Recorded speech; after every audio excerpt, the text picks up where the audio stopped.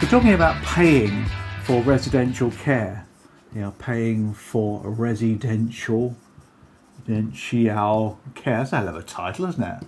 Paying for your residential care. Basically, who's coughing up the dough to pay for your nursing home, really, is what we're doing. Now, for those of you involved in the equity release market or in financial services, advice, etc., you do really need to have a good handle on this. And people have heard about the 23,000 mark, but people don't really know what goes on. I was talking to a lady this morning who used to work for the council. It's very interesting what actually is happening. So let's talk about this. Well, first of all, it's based upon a law. The Care Home Act of 2014 is the latest law that judges what can and can't go on. So that's just by and by, really, isn't it? Care home we're talking about here. We're talking about living on your own and then going into a home, a full-time permanent care home or nursing home. There is a difference between the two, but for all intents and purposes we'll regard them as the same thing, because a care home cares for you, a nursing home gives you nursing care as well. The two, of course, can combine as well. The first thing that's happening here is, if you do need to have care, is that the council will get involved in assessing your needs. So the first thing they do, and we'll get this wrong, is what they call an assessment of needs. So let's put the thing there for you. An assessment of needs. Now, this is very similar to the products that we sell in this business. The types of products such as long-term care insurance. Some of the accident, sickness, unemployment insurance, where they check to see that you actually need the product to be paid. And here what they're doing here is they're looking at activities of daily living. They assess you to see whether you do actually need care. Because you're living at home, quite rightly, and you may have somebody coming in once or twice a week to sort of look after you, etc. Family maybe, or you pay for that. But it's get to the stage now where you can't actually stay at home and look after yourself, even with care coming in, Meals on Wheels, whatever it is, to look after you. So that's where we're at with this one. They also look at alternative care arrangements as well when they're assessing your needs.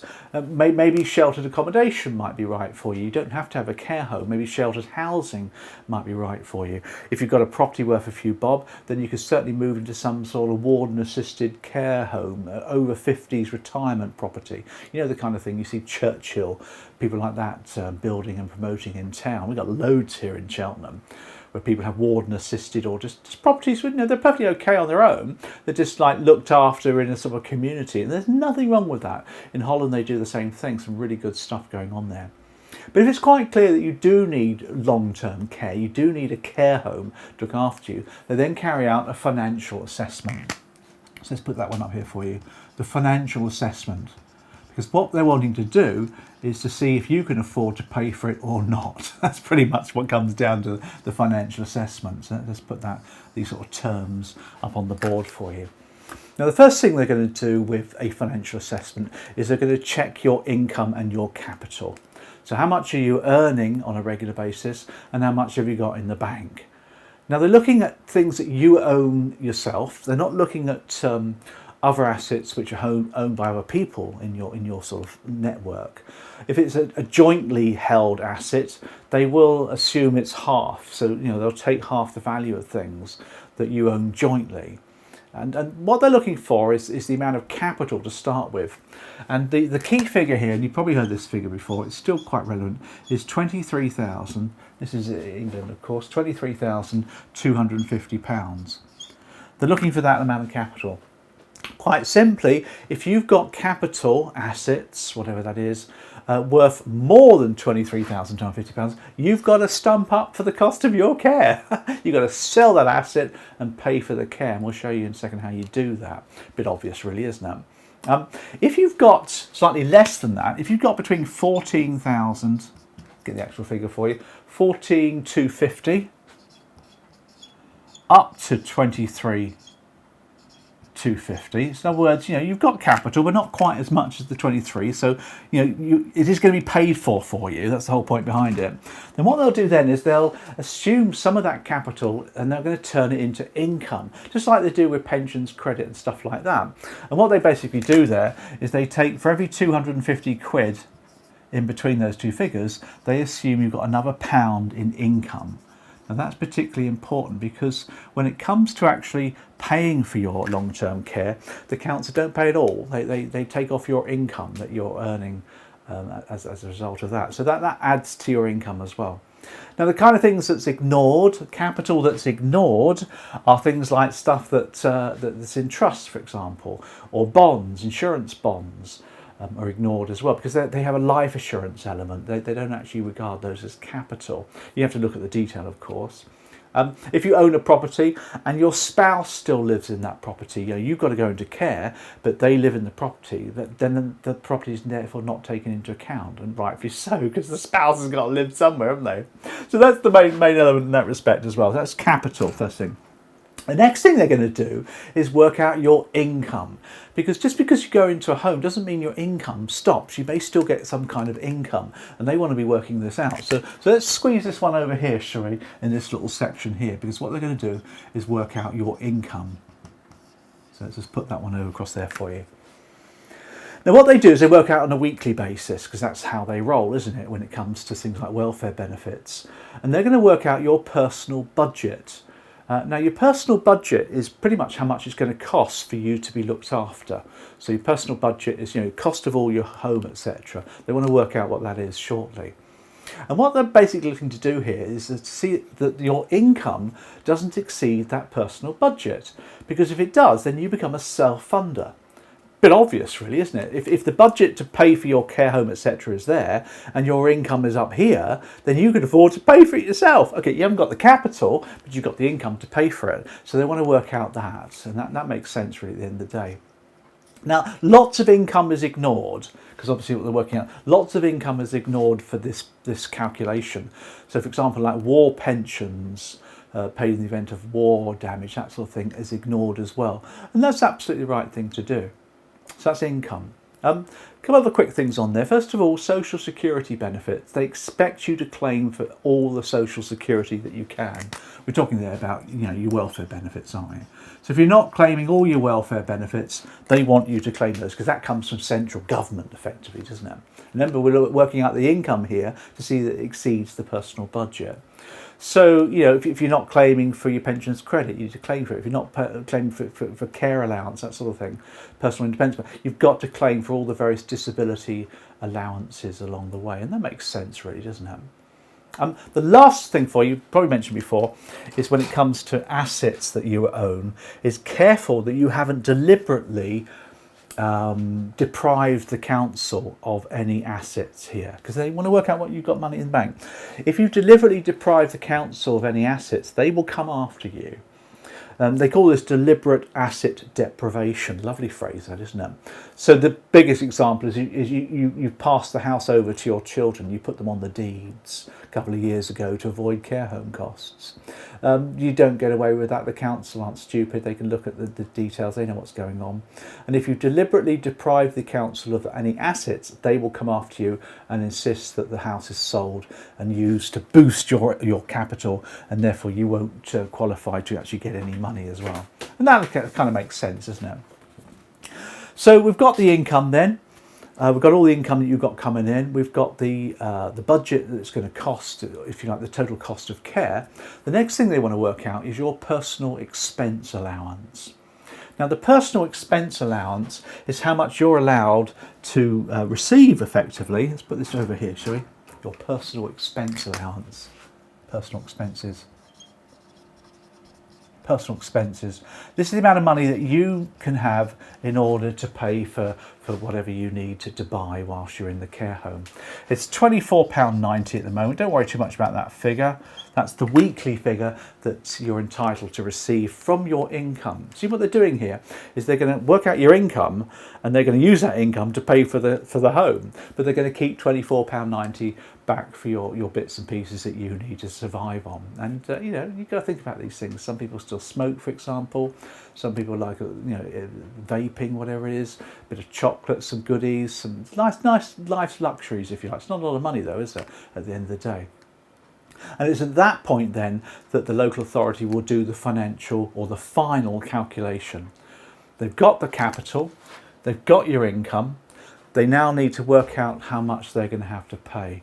and how much you should contribute, and they need to do this assessment in writing. So let's just take a look at an example, shall we? Let's just rub this all off, and we'll take a quick look at an example to see how this works for you. Just a sort of a basic example. And I've just made up a few figures really just to give you an idea of where we're going with this one. Let's just say that we have a customer who's got some income, a client probably. Let's say they've got their state pension, and the state pension, say, is bringing in, say, £125. Let's say they've got a personal pension as well, PPP, and the personal pension is bringing in, say, £100 per week. Obviously, there's no pensions credit there because of the limits as well. And let's say they've got some capital between the 14,000 mark and the 23. So we worked out some extra income, if you like, from capital, and we'll say this is 10 quid, which is not a lot of money, is it? So total income then is £235. That's the income they're making as well. Now remember, they're entitled to personal expenses, if you like. So if we deduct the, can we squeeze this down here? I'll probably put it just up there for you. So we deduct the personal expenses. So that's £24.90. So that gives us a total income then in which of £210 and 10 pence. Now on the other side of the coin, give a different colour pen here, the council have calculated that your cost of care, if you like, is for your neck of the woods and for your needs, etc. They do all that for you, is £650 per week. Yes, it's not cheap, is it? Now that care cost, therefore, is what it's going to cost. Now you've actually going to contribute some as well, so let's take away your bit, £210.10, and that then leaves the council having to cough up £39.90. I'm going to make it. Call it 440 quid for friends, and that's pretty much how it works. The council, therefore, are going to have to contribute to the costs. So let's take a look at how this is then paid. Now, the council, of course, have chosen the type of accommodation that you need and the amount of money that's going to cost, and they choose some homes they've got under contract. Now you're quite entitled to choose as well. That's when your children, of course, go around choosing your care home. They say that, don't they? That you look after your children, but they always choose your care home for you. If you want to choose another care home, you can. You have to make sure the council's able to contract with that care home, because obviously they've got to check them out, etc. And if it costs more money, then you have to pay that yourself. But obviously you're not, because your money's taken into account here. So any contribution would come from your children typically, or somebody else that's willing to make a top up as well, not you. So that's, if you choose a home that costs a bit more money, then it has to be paid for by your children. How are payments paid and received? Well, the local authority has the contract with the care home, naturally, so they pay the cost in full, which makes absolute sense. And they then collect the money from you, so all your pension income gets redirected straight to the council for them to receive that money. If there's any third-party contribution from your children, that gets paid to the council as well. So they do all the paying. So you see, it's quite labour-intensive along the way. The NHS will pay the costs of any nursing care or medicines and things like that. They will pay for that. The medicines, the visits from the doctors, etc. That's all covered as well. Sometimes the NHS might actually pay the care home costs as well, if you have a primary health need, for example. But you obviously have to check that out. Sometimes the NHS will use a care home for rehabilitation. So if you've had a major operation, they might put you in a care home for 6 to 12 weeks or something to rehabilitate, and they'll look after you and they'll pay the bill then as well, which makes absolute sense. So the NHS do have, if you like, some funds in which they will sometimes make payments, and they'll pay straight to the care home as well along the way. Remember earlier, if you're self-funding this, then your assets, of course, are more than £24,250. You're self-funding it yourself. You have to pay it, and that's fair play. Obviously, when your money runs out, the council then will come along and do a needs assessment.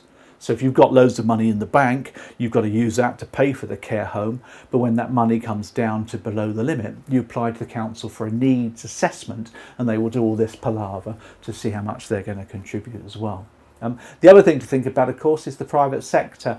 If you're lucky enough to pay into a care home sort of long-term care plan, you can start saving for this. People should, I suppose. Not they do. There's no plans around, but you can pay monthly towards building up a capital sum, which is designed to pay for your care, and you can buy what's called an immediate needs annuity. Now, an immediate needs annuity is just like any other annuity, but it pays a sum of money directly to the care home provider, and you get that paid tax-free. So that's a pretty good advantage. If you've been able to either save your money or you've got a load of money in the bank, you basically buy an annuity which pays the care home money until you die. You may well be better off just letting the money run away until you've got nothing left and you get the council to pick up the tab. So that's broadly then how residential care is paid for. I hope that's been useful.